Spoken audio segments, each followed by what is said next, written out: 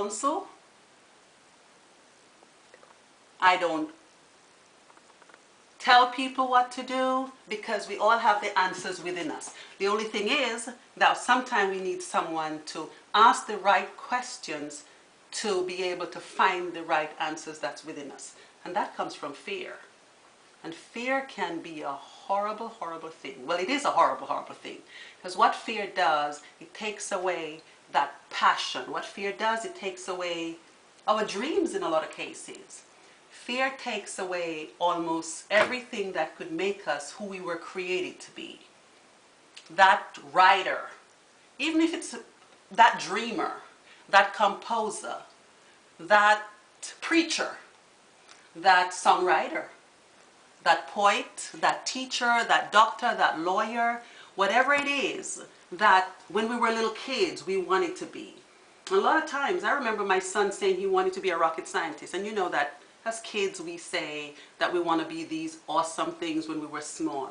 But a lot of times, if we follow through and forget about fear, let go of the fear, then we can most certainly achieve anything that we put our mind to. So one of the ways to get rid of fear is to be authentic. And that's one of the reasons I named my business The Authentic You. Because if you're authentic, then anything is possible. If you don't care about what everybody's gonna say, because we all have some everybody's. If you don't care what your neighbor's gonna say, what your friend's gonna say, because you know you have a passion to do that one thing, get out the pen and paper, write it down, reach for the stars, dream, do you. And a lot of people think that doing you means being selfish. Doing you just means you're doing what you were placed here on earth to do.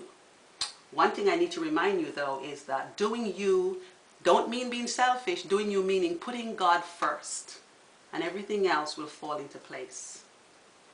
So one of the things that I have discovered is that even on the mornings when I don't feel like getting out of bed, and I know that I've got so much to do, first thing, we always give thanks for the morning. Secondly, shake it all off, because every day is a new day. And whatever we didn't get done yesterday, as long as we were able to wake up this morning and be able to breathe, view a new day, then it's possible that what we didn't do yesterday can be done today. Believe me, every new day that we wake up, anything is possible. And it's not about a free ride. It's not about being totally stress-free, because as human beings, we're going to take on some stuff that we really should not take on. But even though we're taking on challenges, we cannot let it be challenges of the past. We cannot let it be things that someone said.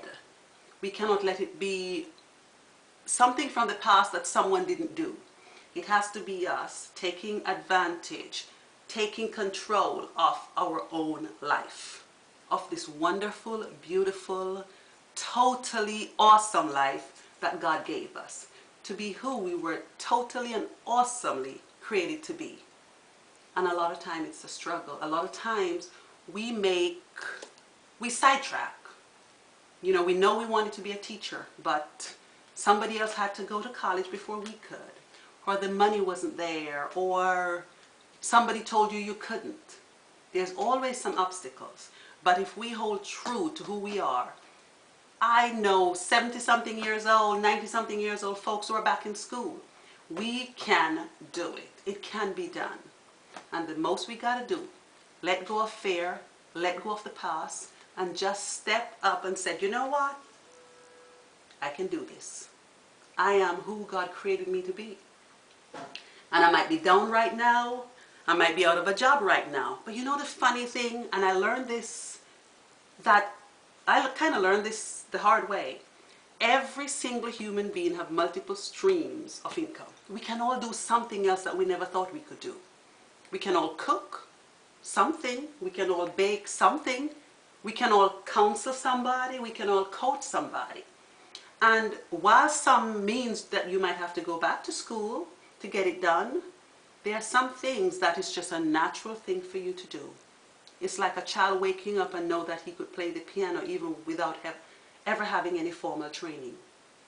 So, I am asking everyone who is actually listening to the sound of my voice right now to make a pact with themselves that they are actually going to try their darnest best not to be fearful.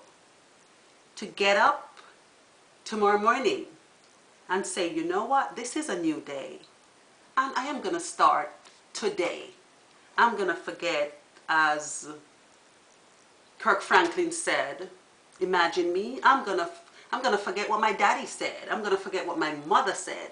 I'm going to forget what the friends said, what the neighbors said, what the other children in school said. I'm going to forget everything that everybody said I couldn't do. And I'm going to get up and I'm going to breathe and I'm going to thank God for that day, the new day, and I'm going to start doing me. So, I'm going to turn you over for a quick musical interlude with DJ Marlon. And I'll be back with you in a couple of minutes. I imagine me